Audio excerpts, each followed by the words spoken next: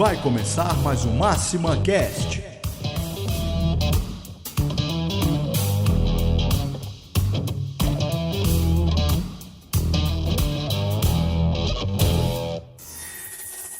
Three, two, one.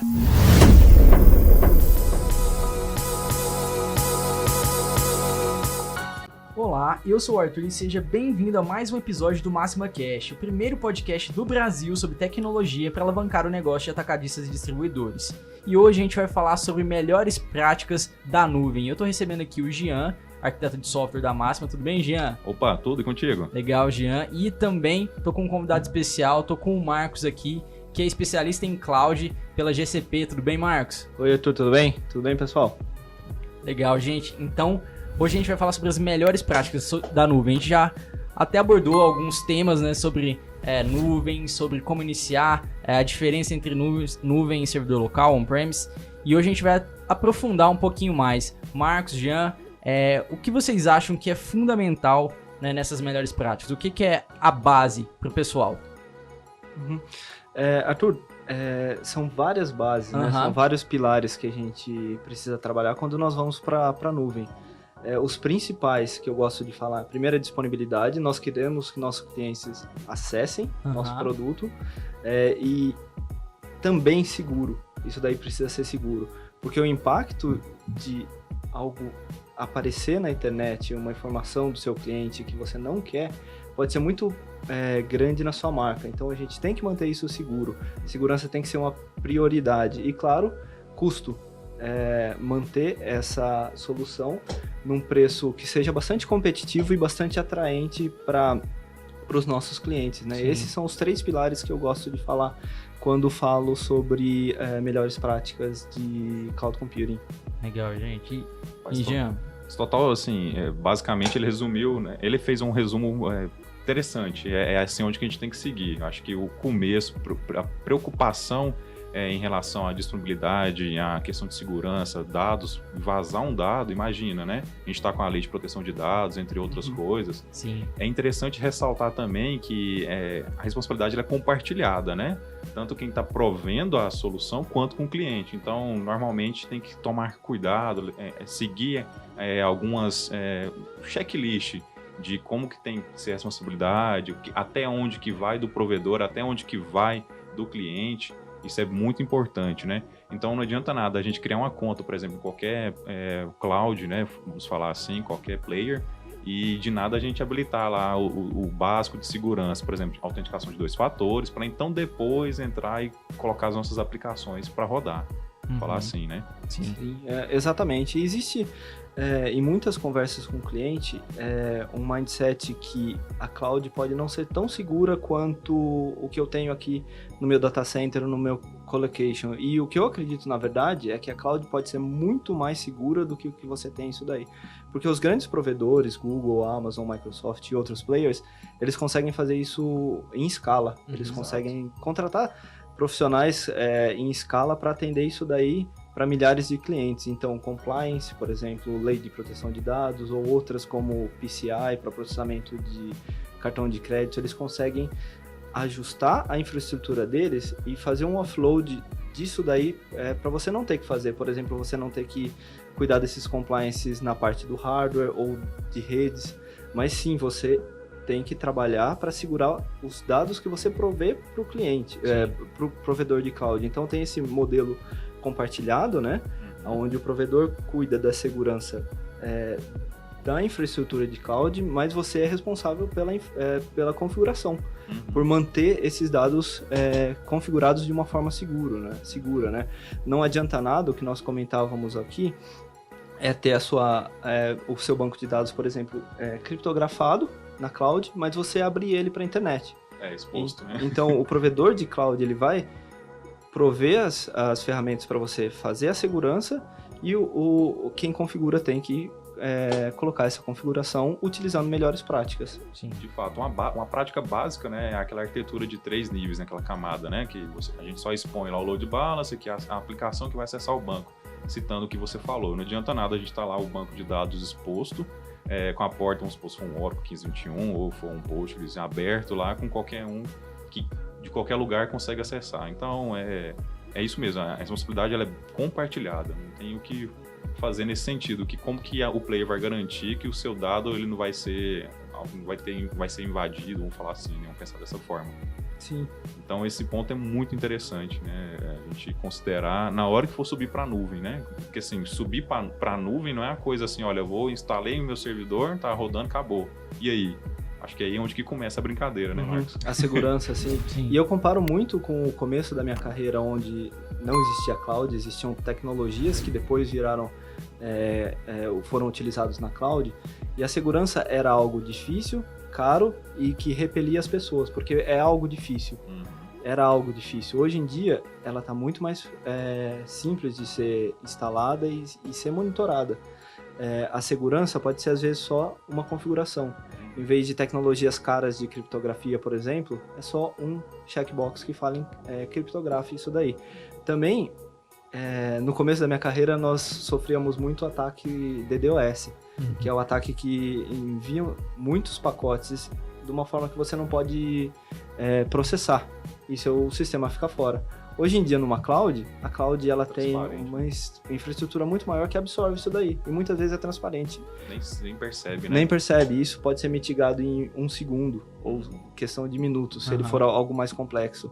Em contrapartida, quando eu comecei minha carreira, era reiniciar servidor, porque era a única, ou ligar para o provedor de telecomunicações para bloquear, porque nós não tínhamos capacidade. Então, a segurança ela foi feita de uma forma muito mais acessível, barata e muito mais proativa, que é algo que nós não tínhamos antes. E em escala, né? Porque em escala. Imagina os cenários que não existem, né, para vários clientes. A gente está falando de cliente de instituição bancária, clientes menores, enfim, todo dado importante, toda aplicação importante, mas os cenários, olha, tanto de variáveis que eles vai aplicando para um, para outro, e aquilo vai melhorando, e assim, chega um momento que está cobrindo grande parte do todo. Vamos falar em relação à segurança, à proteção, enfim. Tem uma coisa interessante que eu estava lembrando aqui, que a gente fala de segurança do dado também, né? Mas tem a parte de segurança física, né? Então eu vejo em algumas fotos, algumas coisas, vídeos lá de como que é dentro da GCP, dentro da AWS, com aqueles muros, com câmera para todo lado, com arame. Até segurança armada. Né? Então... É assim mesmo, Marcos? Então, isso daí é algo bastante importante, que é o acesso ao data center. Algo que antes as pessoas tinham curiosidade de ver, e quando a gente vai para a cloud, eles mantêm isso como o acesso muito limitado, porque para executar o seu trabalho e entregar um trabalho de qualidade para o cliente, você não precisa ver o hardware. Sim. Isso daí é até um segredo de negócio que os provedores muitas vezes fazem o desenho do próprio hardware deles, né? Pois imaginei algo assim mesmo, né? Não é algo estratégico para a companhia, não se abre dessa forma, né? Sim. E muitas vezes a localização dos data centers é mantida em segurança também, em sigilo, porque você não precisa da localização do data center para entregar o seu software, a sua solução de uma forma com qualidade e melhorando a experiência do cliente, né? E também na parte de segurança, uma área que a cloud facilitou muito é utilizar de forma proativa, porque sempre houve as melhores práticas para não expor portas, por exemplo, ou não ter acesso externo, que no final das contas, muitas vezes por facilidade, a gente vai lá e abre uma porta, eu só preciso fazer alguma coisinha assim rapidinha, e fica lá, isso fica exposto. Quando isso estava na infraestrutura do data center, era muito difícil alguém detectar isso daí, porque ficava legado, ficava lá por muito tempo.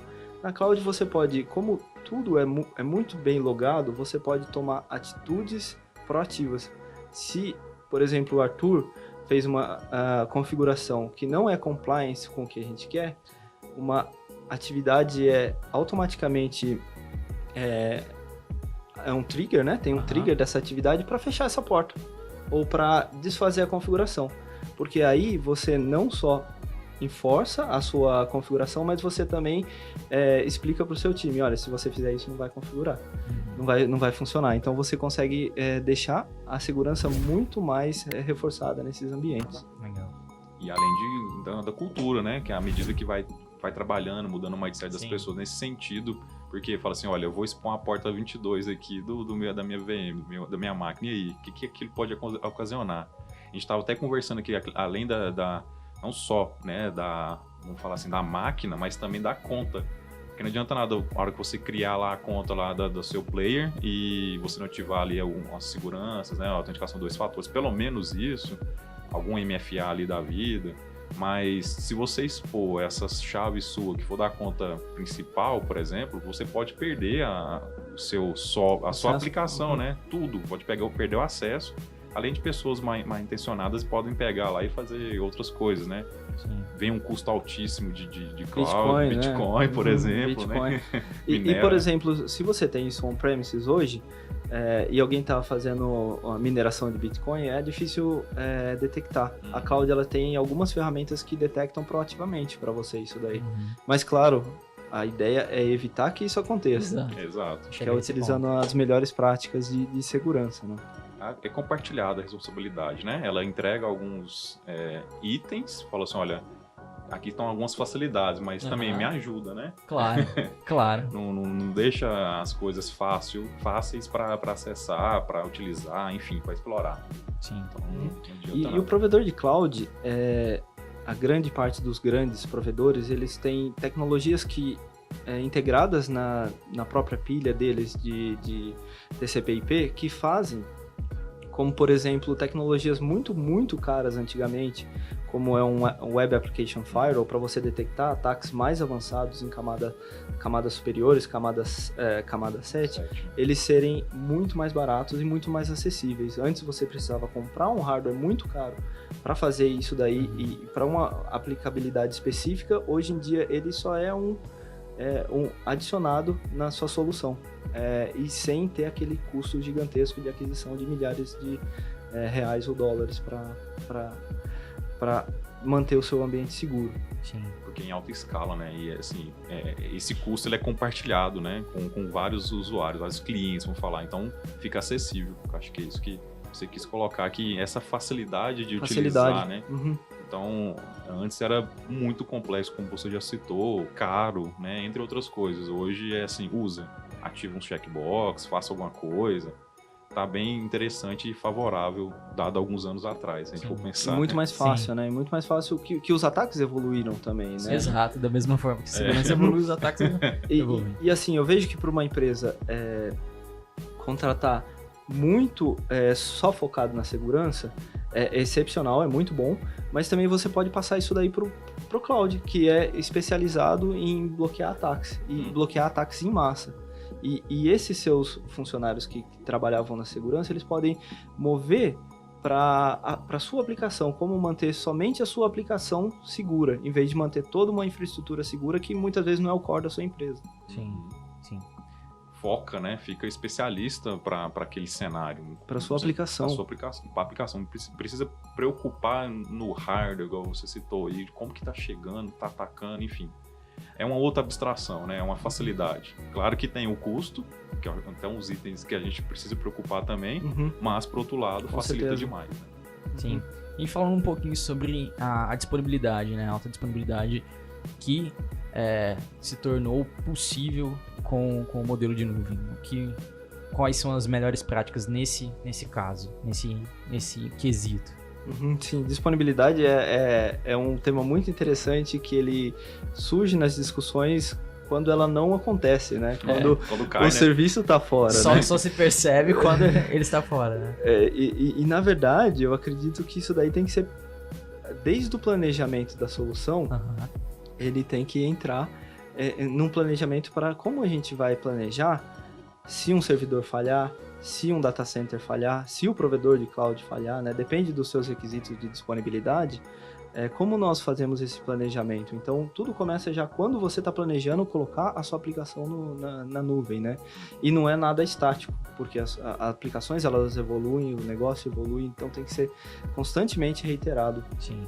Até por questão de disaster recover, né? Assim, bom, e aí? A aplicação caiu e eu não sei quanto tempo vai a disponibilidade dela, quantos nobres tem depois da vírgula. Qual que é o SLA Qual que que é o você SLA? busca, né? O seu SLA, o seu SLO, qual que você busca, né? Isso tudo impacta no custo também, né? Porque imagina você ter toda uma infra de uma aplicação desenhada para uma rede, para uma região, aí você tem que ter uma cópia para uma outra região. Consequentemente, O custo sobe, né? o custo sobe. O custo sobe, que são os 3 principais modelos que eu vejo meus clientes usando, que é o primeiro ativo-ativo, Uhum. que o custo é lá em cima, Lá em cima. mas se você tem essa disponibilidade, essa necessidade de uma disponibilidade alta, você precisa duplicar os custos. Uhum. Mas também tem o modelo que você só duplica o essencial para subir depois, então é algo no meio do caminho. Uhum. Quando a gente fala de disponibilidade, nós temos que mapear qual que é o tempo que nós podemos ficar fora para os nossos clientes e também qual a quantidade de dados que nós podemos perder. Sim. Tendo essa métrica, isso daí é essencial para começar a trabalhar no nosso planejamento, como que a gente vai planejar a nossa disponibilidade. E o último exemplo, o último cenário que as empresas fazem muito é o ativo standby, que é só uma réplica, mas nada na outra região ou no outro provedor em pé. Ele vai só ser utilizado em caso de desastre aqui. Mas esses são os principais cenários que eu vejo, né, nos clientes. E, claro, o custo impacta de acordo com a necessidade do seu negócio de manter o uptime da sua solução. Que muitas das vezes a gente olha só pela conta, né? Nossa, tá custando tal coisa, mas a hora que dá o problema mesmo, fala assim, Vale. Vale. Né? Uhum.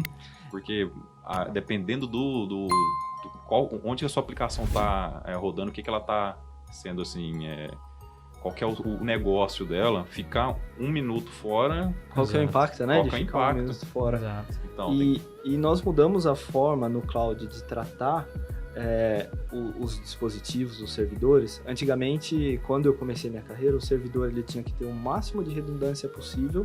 Então, muitas vezes se comprava servidores de milhões, milhares, milhões de reais. Hoje em dia, a gente entende que qualquer dispositivo falha, então você tem que arquitetar a sua solução baseada na possibilidade daquele servidor falhar. Se ele falhar, que ele não impacte nosso negócio, que tenha outro lá. Ou podemos utilizar tecnologias como serverless, por exemplo, onde o impacto de um servidor não vai chegar ao seu cliente. porque cria cópias, né, da sua aplicação que é transparente aquilo, né? Ou seja, teoricamente você não tem um servidor físico. Você não tem um servidor físico. E se e você, além de, voltando para a segurança, você não tem que fazer a atualização desse servidor, você procura só manter segura a sua aplicação. Você não tem que fazer aquele patching dos servidores, que é algo que muitas vezes não ajuda no seu negócio, né? Mas é necessário, porque se um ambiente inseguro que vai gerar um marketing negativo para você. Ou seja, aí a gente preocupou só com a aplicação. Só com a sua aplicação. E aí o profissional de tecnologia, ele move para próximo ao negócio, ele fica de uma forma estratégica, ele não fica... ele não é visto como um centro de custo, né? Que há um tempo atrás isso acontecia. É jamais estratégico para o negócio. Sim. Isso é muito bom para nós como funcionários da área de tecnologia, né? Qual que é ver o impacto do nosso trabalho no negócio, né? E na vida dos nossos clientes também, dos clientes dos nossos clientes. Isso daí é excepcional poder verificar essa melhoria. De fato. Esse tipo de configuração facilita demais até experimentar novos softwares e falar assim, olha, isso aqui vai para frente ou não, porque imagina num passado recente de 9 anos, 8 anos atrás, onde você tinha, olha, preciso de um servidor, falava lá pro pessoal da TI, olha, preciso de um servidor aí você subiu sua aplicação para você testar e validar que ela não estava suportando, ou muitas das vezes era só uma ideia, uma POC, né, só para saber se aquilo lá de fato vai funcionar. Hoje em dia, com alguns cliques, você sobe uma máquina, uma aplicação, já até fala, olha, não dá aqui para mim e vida que segue. Assim, só para exemplificar, né, quando a gente arquiteta uma solução de maneira bem direta, rápida, assim, a gente coloca com uma disponibilidade bem simples, que é o quê? Tem a redundância daquela, seja máquina, seja container, o que for que você está subindo. Então, basicamente, a primeira linha da disponibilidade, se a gente for pensar, é o autoscaling, né? Como que aquilo vai escalar? Ou seja, se sua máquina morrer, tem pelo menos uma outra para atender a requisição. Se as duas morrerem, aí, quem vai subir automático? O que vai acontecer? Então, só para começar a conversa de disponibilidade, de maneira bem simples, a gente já tem uma noção. Mas existem também, né, Marcos, pessoas, ou melhor, empresas que fazem vários tipos de teste para a questão da disponibilidade, né? Sim, da disponibilidade tanto do servidor, se ele cai ou não. Nós estávamos falando sobre o Simian Army, né, que foi feito pelo Netflix, que é disponível hoje para qualquer um usar, que ele sai desligando os servidores na sua infraestrutura, né? E a ideia, eu acho que se nós falássemos sobre isso há 10 anos atrás, eu não sei qual seria a reação. Exato. Mas eu vejo hoje em dia como uma forma muito positiva que se seu sistema saiu do ar, não é penalizar o engenheiro ou o arquiteto, vamos trabalhar todos juntos para evitar que isso aconteça novamente. Então você pode testar os seus procedimentos de recovery, como trazer de volta o seu serviço. E claro, com a ideia que o impacto de um servidor fora, 2 servidores, ou quem sabe um data center inteiro, não impacta no seu negócio. Isso é muito mais barato hoje em dia fazer usando o Cloud Computing. Imagina você, eu já li lá que os Simian Arms, eles lançavam em temporada, que estava lançando uma temporada nova de algum seriado em produção. Eu me pergunto se teria coragem de fazer isso, né? Imagina, validar mesmo, falar assim, olha, a minha aplicação vai estar disponível mesmo?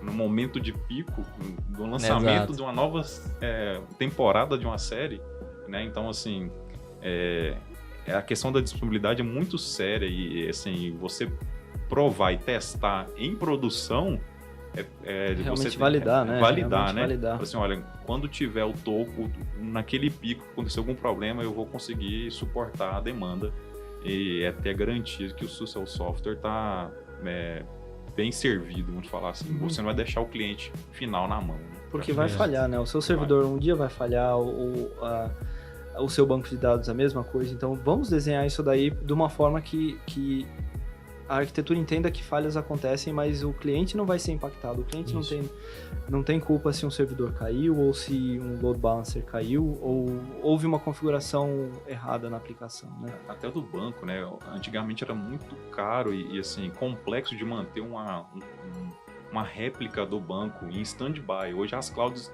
provêm isso para você de maneira transparente. Meio que cai ali, quando você viu, já fez o sync automático, já está no ar. Praticamente você não fez nada. Não fez nada. Ou seja, sempre tem uma cópia lá em stand-by pronta para servir e dar essa disponibilidade para você. Claro, eu não sei eu nunca vi algum player colocar 100%. Sempre tem alguns noves depois da vírgula ali. São vários noves. Colocar 100% é meio arriscado. Sim, tem alguns poucos serviços, como por exemplo o DNS, geralmente tem um SLA, até pela característica do serviço, mas muitas vezes 11 noves de durabilidade é algo muito grande, algo que muitas vezes quando eu trabalhava eu tinha um budget para disponibilidade, eu nunca conseguiria fazer isso daí, mesmo com 2, 3, 4 data centers, porque era algo muito caro de se conseguir. De fato. Falando em algo caro... Custo, né? Qual a diferença no custo disso? A gente falou de... Tudo que a gente falou até agora impacta, obviamente, no custo, mas em comparação com o que era antes. Acho que o Marcos até falou um pouquinho, né? Às vezes era um investimento de milhares e milhares de reais, milhões de reais em servidor. Sim. Como é o custo nesse cenário? Tem algumas ferramentas muito úteis para calcular o TCO, né? A diferença do seu on-premises do cloud, até para comparar cloud com cloud. Depois eu posso passar para nós deixarmos os links para os ouvintes. Dá para fazer essa comparação e assim, você começa a ganhar muito benefício de custo quando você começa a ir para uma arquitetura nativa de cloud. Porque você não precisa superdimensionar. Vamos supor que você tem 1000 usuários por dia. Se você usa um servidor, você precisa superdimensionar, você precisa arquitetar para os 1000. Mas, por exemplo, à noite, a gente não tem 1000. Então, a gente tem mesmo nós temos um servidor e a cloud podendo ser cost effective, ela pode ser barata, mais barata que o seu on-premises, você ainda tem uma capacidade desperdiçada lá. Sim. À noite você não está usando. Então, Quando você vai mais nativo para cloud, você começa a usar containers e você começa a escalar de acordo com os usuários, aí você tem um benefício muito grande de custo. A cloud, se você fizer só uma migração, você começa a ter benefícios de custo, começa a ter benefícios de disponibilidade, mas de segurança, sim. Mas quando você vai mais para a direita, você vira mais nativo cloud, aí você tem benefícios no custo e principalmente na experiência do usuário. O usuário, se, por exemplo, sua solução apareceu no YouTube ou no Facebook ou no Instagram, e se ela não escalar, é uma experiência ruim, né? Para a sua empresa Sim. e para o usuário. Mas se ela escala, já você só paga pelo que você está usando, que é a ideia do cloud. Sim. De fato. A questão de escalar é muito interessante, né? Recentemente a gente teve um episódio local aqui, acho que foi do iFood, que lançou um cupom na hora do jogo, aí acho que ele ficou indisponível um tanto, aí rolou a galera no Twitter, é interessante isso, né? Aí depois acho que eles lançaram outro cupom no outro jogo, que eu acho que aí eles conseguiram tratar. Foi aquela ação, acho que se eu não me engano, foi durante o jogo do Flamengo, Foi. Né, que eles fizeram uma ação, misturava local, né, o visual, o cupom estava ali fisicamente, e quem aproveitava o recurso da transmissão em diversos canais, né, e acabou que o pico foi alto, né, o cupom de interesse geral, né. Foi um teste, né? Sim. Acho que agora eu tenho, assim, por mim, certeza que eles fizeram uma reunião, trocar ideia, falaram o que a gente vai fazer agora para melhorar. E eu acho que hoje em dia tem tanta ferramenta para testar a escalabilidade. Tem uma que eu uso muito que é o Blazemeter, que você testa, meus clientes usam, você fala quantos usuários a sua solução você espera, e você escala, e você valida se a sua estrutura está escalando. Porque nós não queremos deixar isso para sorte, né? Nós queremos validar. E validar e consumindo como serviço. Você passa a configuração, quantos usuários você espera e você valida. E também você consegue validar o custo, né? Uma dica que é muito importante no custo na cloud você consegue setar alarmes de custo. Então você coloca o seu budget que você quer gastar e você recebe um e-mail se você passar desse budget. Isso daí é bem importante para evitar uma surpresa no final do mês. Exato. Nós não queremos ter uma surpresa no final do mês. Nós gastamos mais do que nós esperávamos. Vamos receber um e-mail. Isso daí, os provedores de cloud, eles possuem essa configuração e de forma muito fácil.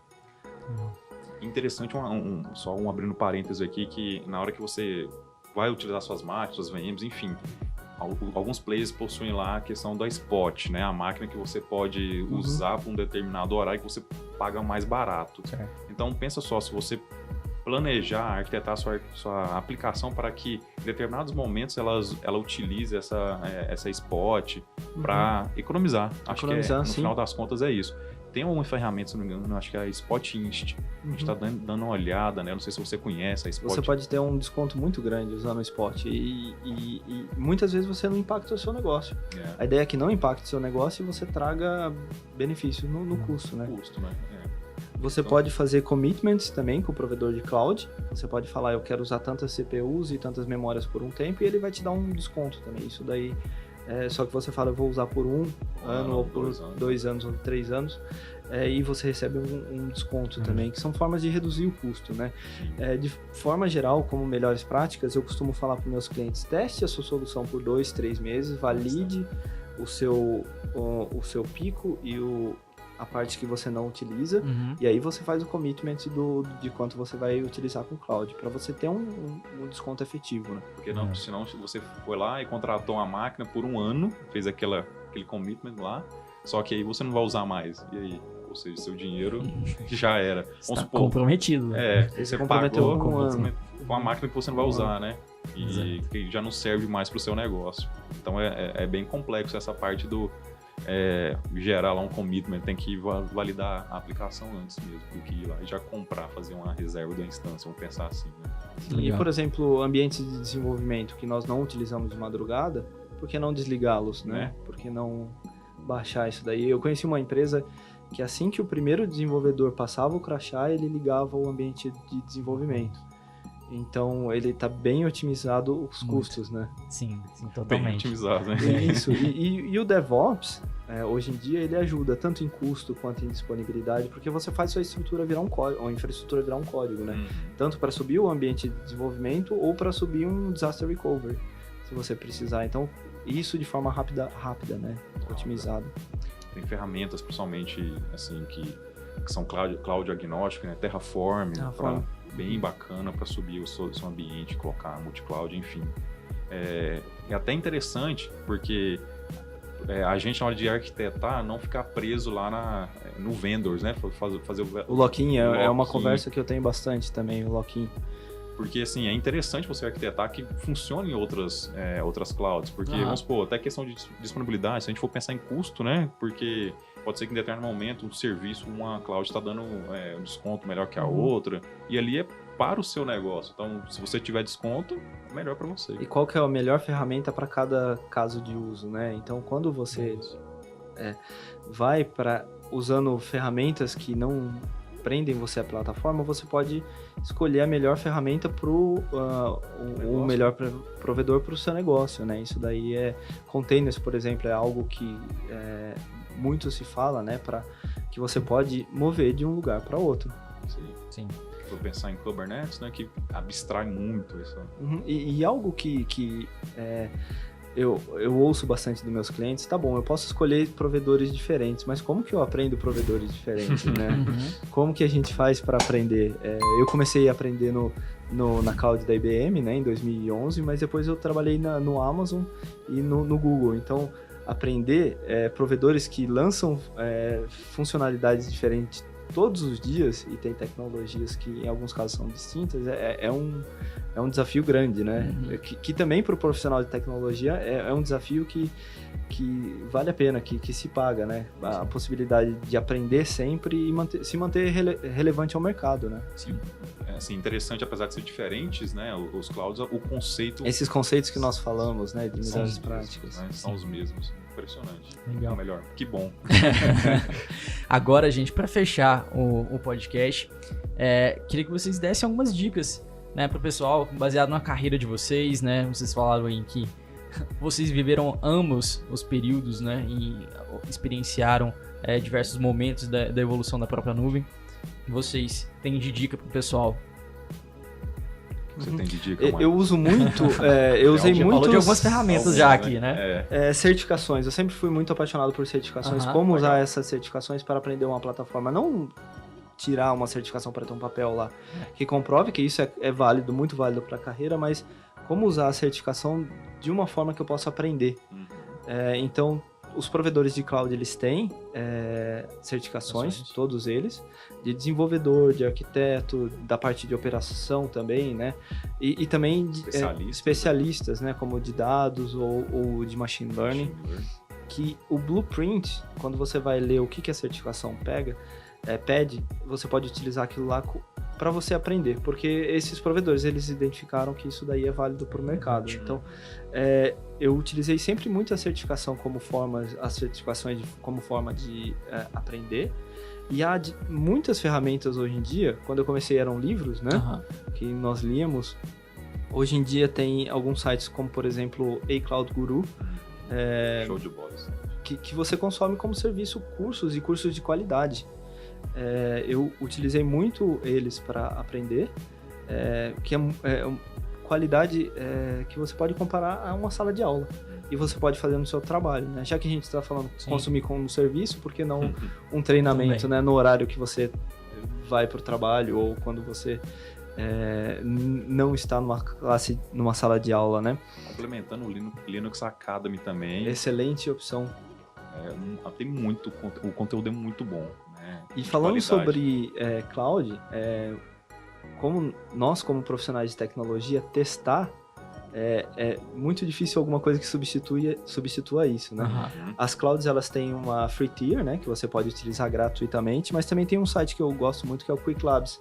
Legal. Que você fala, eu quero aprender sobre machine learning naquele provedor de cloud, e tem laboratórios lá. Legal. Que passam passo a passo e dão um ambiente para você testar, para você não testar em produção, né? Testar mesmo, né? É você testar e aprender. É você testar e realmente aprender. E todos os provedores de cloud, eles têm webinar, eles têm summits, que são que para fazer a imersão disso, naquela tecnologia é muito bom. E geralmente eles acabam no YouTube, né? Eles publicam no YouTube. Sim. Isso daí, eu acho que eu nunca vi na minha carreira tanto recurso para se aprender a Sim. tecnologia. Existe muito conteúdo É até disponível. complicado achar o tempo para isso daí. Eu né? acho que é muito mais existe mais um excesso e exige mais do ponto de vista de organização do profissional, né? De saber, olha, eu vou aprender sobre isso, aquela dedicação dele e Algo organização para fazer isso. Que funcionou muito para mim, eu preciso aprender a tecnologia tal. Qual que é a certificação para isso daí? Então eu vou dar a data X para eu conseguir. Então, que é o focar e o alocar tempo.